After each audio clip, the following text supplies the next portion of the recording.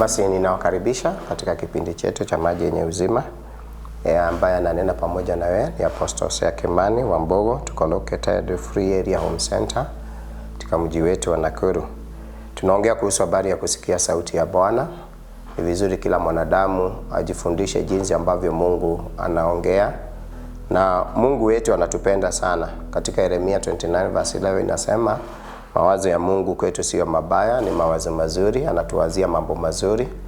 Na mtu ambaye ana rafiki yake huwa anamjulisha mambo yote ambayo yako ndani ya moyo wake. Kwa hivyo Mungu hukaa akituongelesha katika majira tofauti tofauti, na pia Mungu huyu ni Mungu wa ajabu sana, maana yeye Mungu hahukumi kama wanadamu.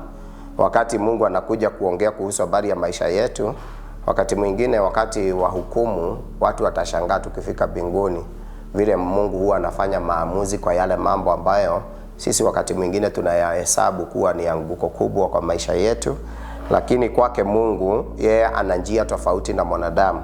Tuangalie katika Genesis 21:14, tuanzie verse 14. Tunajifunza kuhusu habari ya mtu ambaye anaitwa Ibrahimu, na tunajua kwamba Ibrahimu ndio baba yetu wa imani ya kila Mkristo mpaka Waislamu.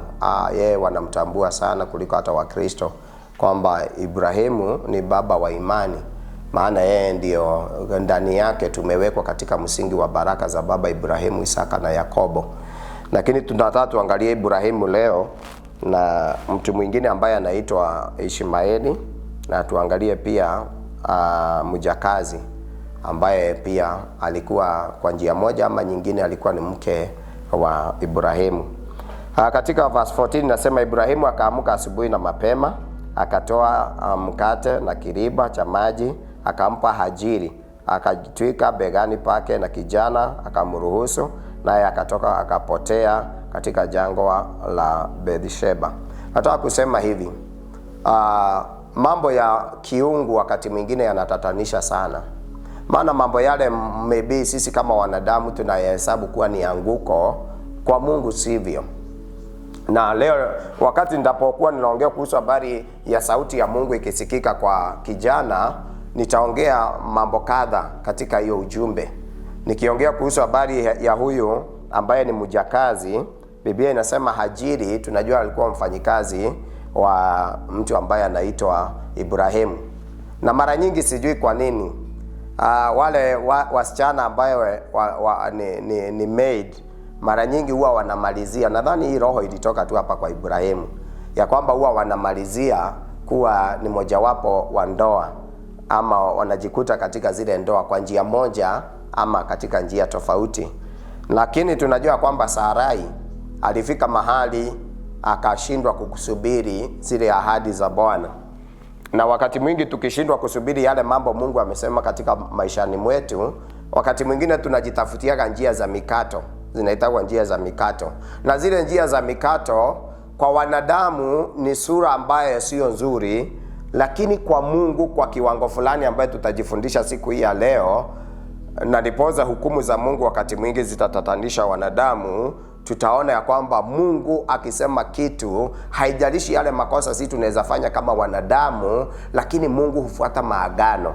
Maana Mungu ambaye tunamtumikia ni Mungu wa maagano. Maagano ni kusema nini, Apostle? Ni kusema kile Mungu alisema huwa hakeuki, huwa habadiliki. Yule ndio yule jana, leo, kesho na hata milele. Na alikuwa ameapia ya kwamba Ibrahimu atampatia kizazi ambacho kitajaa duniani kama nyota za mbinguni, kizazi ambacho kitamiliki dunia kama mchanga wa bahari. Na kwa sababu wakati Sarai alishindwa kuvumilia, na basi akamwambia Ibrahimu ya kwamba unaweza jaribu kwa huyu mjakazi, tuone maybe walijadiliana. Sitaki kusema hiyo ni Apostle, maybe walijadiliana ama pengine wakakuwa na discussion hapo, wewe ndio unakuwa na shida na huyu mwingine anaambia mwenzake wewe ndio uko na shida. Maana yawezekana Ibrahimu akamwambia, kama kabisa unaona mimi ndio niko na shida, unaweza niruhusu niingilie huyu Hajiri. Biblia inasema ya kwamba Sarai akamwambia, hiyo ingine nimesema ni Apostle, akamwambia wewe nimekupatia ruhusa, ndipoza tusije tukafa. Sisi ni watu matajiri, tuna uwezo mwingi, tukakosa mtu wa kuridhisha. Na hapo na hapo wakakubaliana, na ndipoza Ibrahimu ikadhihirika alikuwa na uwezo wa kuweza kupata watoto, na ikadhihirika kwamba tumbo la Sarai hilo ndilo linaweza kuwa lilikuwa na shida, ndipoza basi wakawa na huyu Hajiri. Na jambo liko hapa, Ibrahimu sasa naye Mungu amekuja kutimiza maagano ya Sarai, na yale maagano ya Sarai, usisahau maagano ya Sarai yamebebwa na Ibrahimu. Ibrahimu alikuwa ameambiwa kile kizazi ambacho kitatoka ndani yako na mifupani mwako ndio nitakiridhisha. Kwa hivyo haijalishi amezaa na Hajiri, lakini bado mtoto yule ambaye amezaliwa nje ya ndoa bado amebeba maagano. Na hayo ndio mambo mengi ambayo huwa yanatatanisha watu hapa nje duniani. Wakati mwingine huwa tunafanya hukumu kama wanadamu, lakini sivyo katika ulimwengu wa kiroho. Maana sasa tunaona ya kwamba Hajiri wakati Sarai amepata Isaka akasikia tena wivu, akaona hakuna vile Isaka anaweza lelewa na Ishmaeli. Sasa akaamua tena, akaambia Ibrahimu, sasa nataka ufukuze huyu mjakazi na huyu mtoto, na nipoza wasije wakarithi. Na wacha niseme hivi, urithi wa Mungu sio vitu zile ambazo si tunaona. Urithi unakuwaga ni yale maneno Mungu alisema.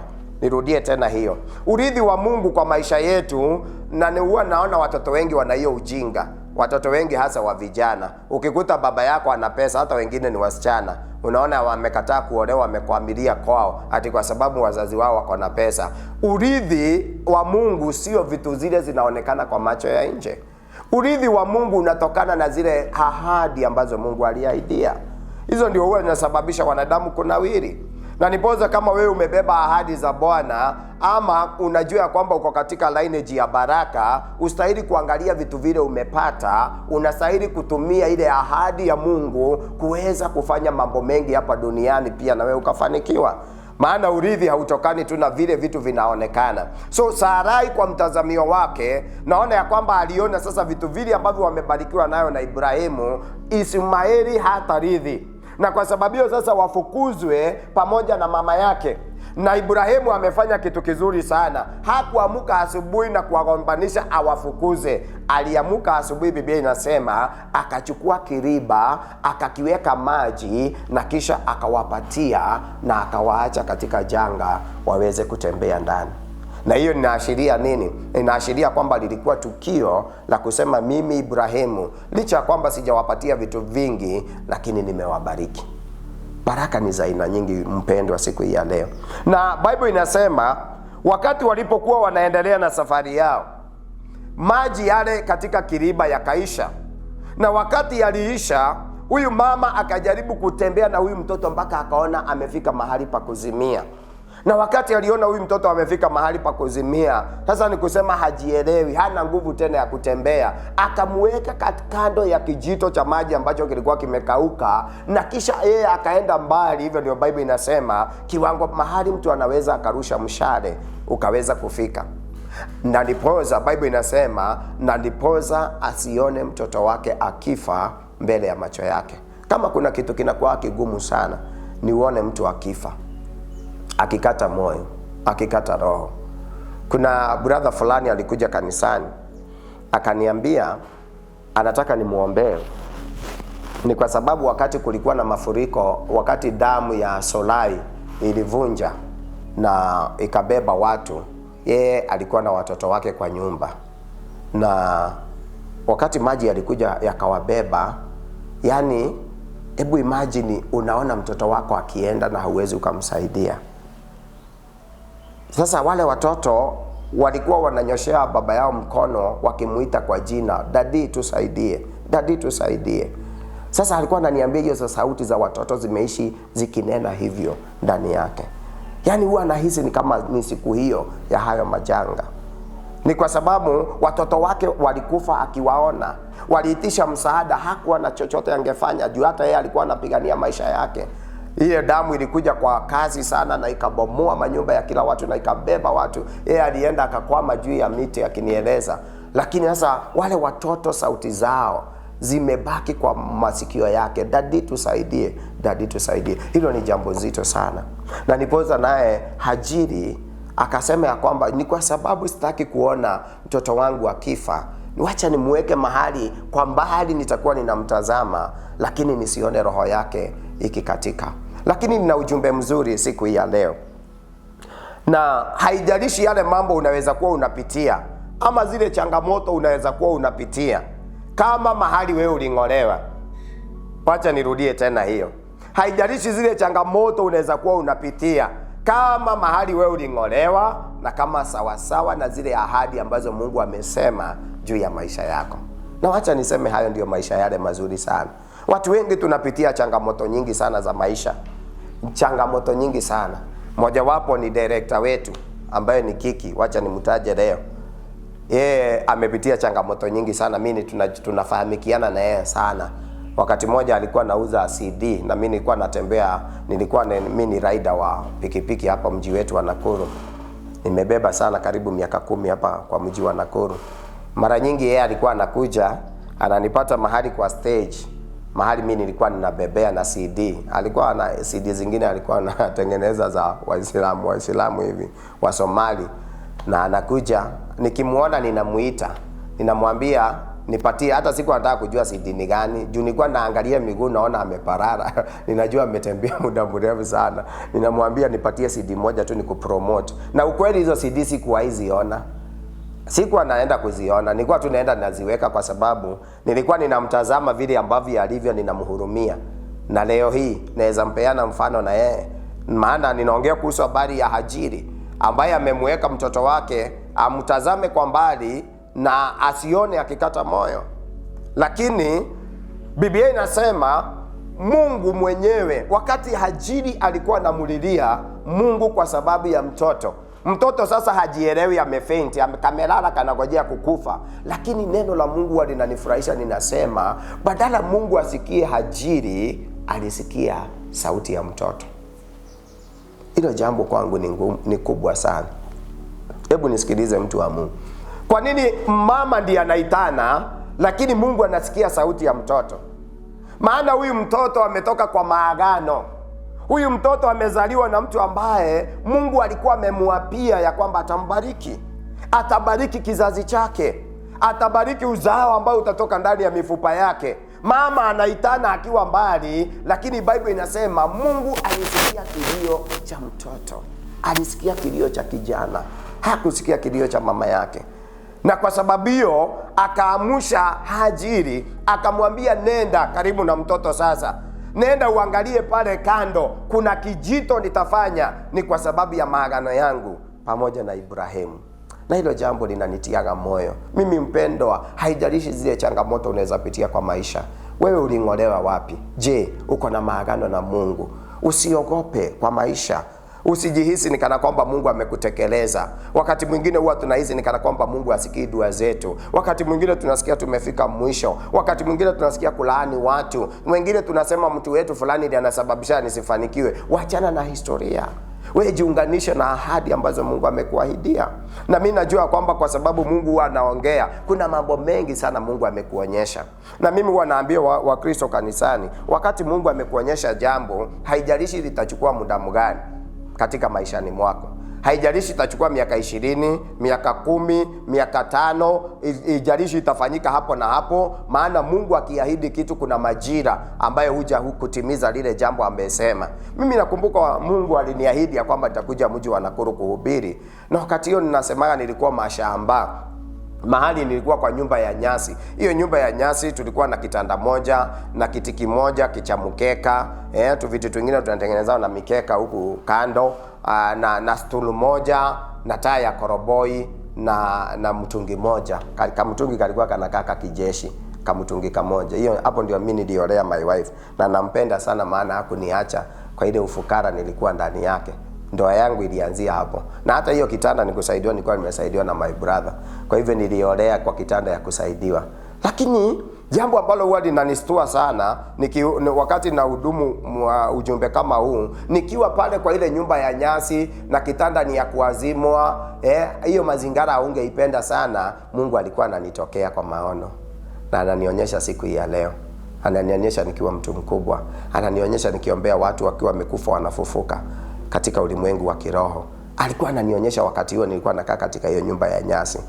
mahali sikuwa na matumaini. Na huwa ninachekesha watu, ninawaambia juu hata sikuwa na job, nimeoa sikuwa hata na job. Sasa ilikuwa maisha yangu ilikuwa aje? Mama ananiletea lunch, mama mkwe ananiletea sapa. Hapo ndio apostol alianzia kwa maisha. Lakini nikiwa nimelala, Mungu wako anakosa kunitokea kwa maono, ananionyesha mambo makubwa. Nataka kukutia moyo wewe mpendwa, huyu mtoto ako pale chini, mama yake amemweka asife, lakini amebeba maagano. Tunaongea kuhusu habari ya sauti ile Mungu ameongea kuhusu habari ya maisha yako. Mpendwa, usidoubt Mungu kwa maisha.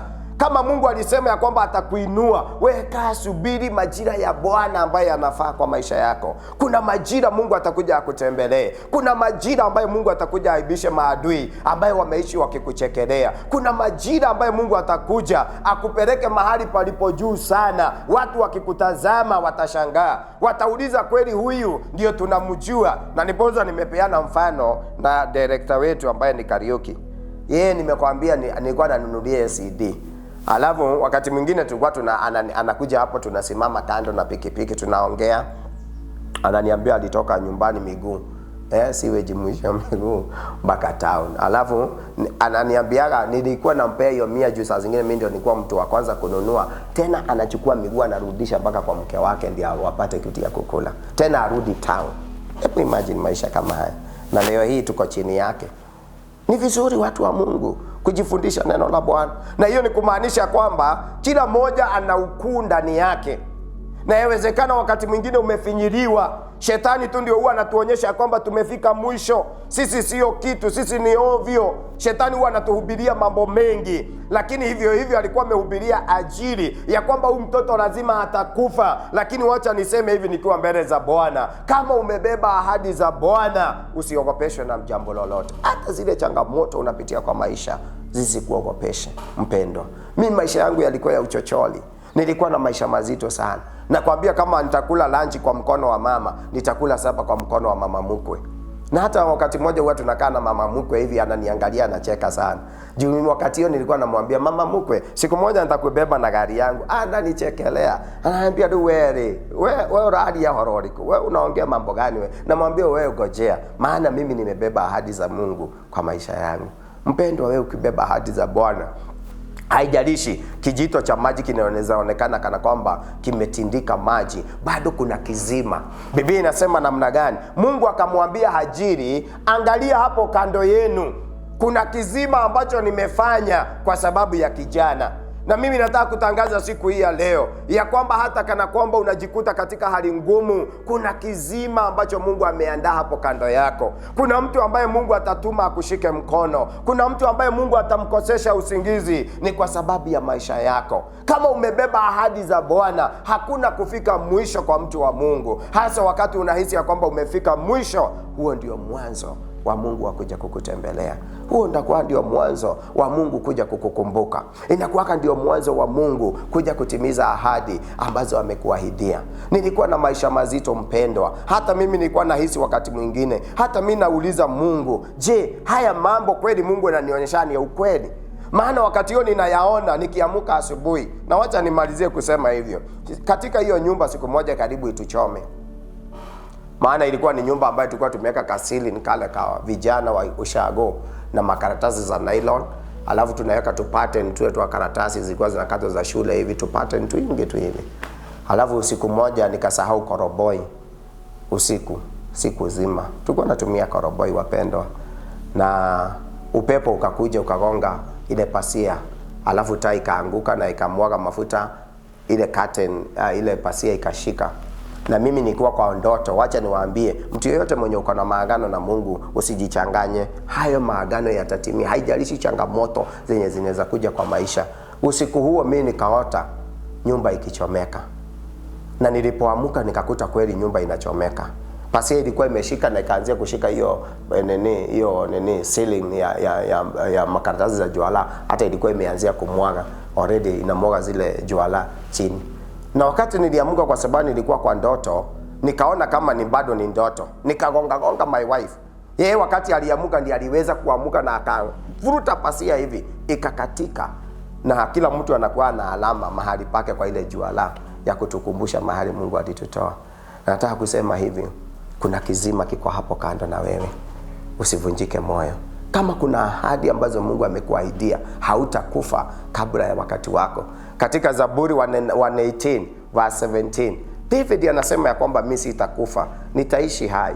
Sitakufa kabla sijasimulia matendo ya Bwana katika nchi ya walio hai.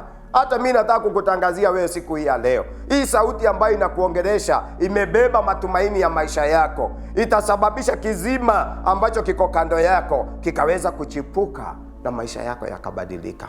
Na ninataka kukuombea mbele za Bwana, na nina uhakika kuna mtu ambaye Mungu anataka kumfungulia kizima ambacho kiko hapo tu kando yako. Yawezekana umefika mahali unakaa kama Hajiri, umekaa kama Ishmaeli, amewekwa ili afe. Na mimi nataka kutangaza kwa neema ya Bwana, hautakufa, utaishi hai.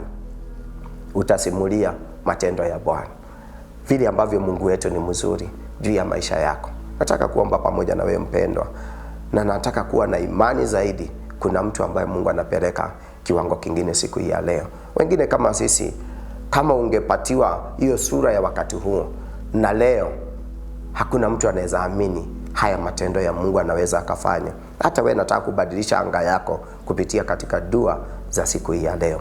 Baba, katika jina takatifu la Yesu, angalia mtazamaji wangu siku hii ya leo.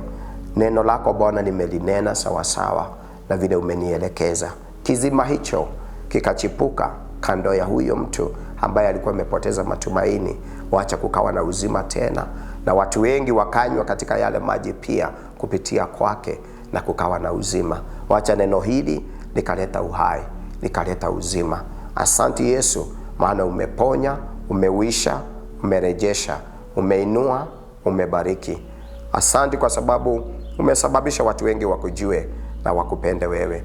Kwa damu ya Yesu Kristo tunaomba na tunashukuru. Mtazamaji wangu mahali ulipo, kama hujamkubali Kristo, nataka urudie haya maombi nyuma yangu. Sema: Bwana Yesu, naja mbele zako, mimi ni mwenye dhambi, nioshe na unitakase. Tafuta kanisa nzuri la kiroho. Kama uko kwa mji wetu Nakuru, tunakukaribisha hadi kipindi hicho kingine cha maji yenye uzima.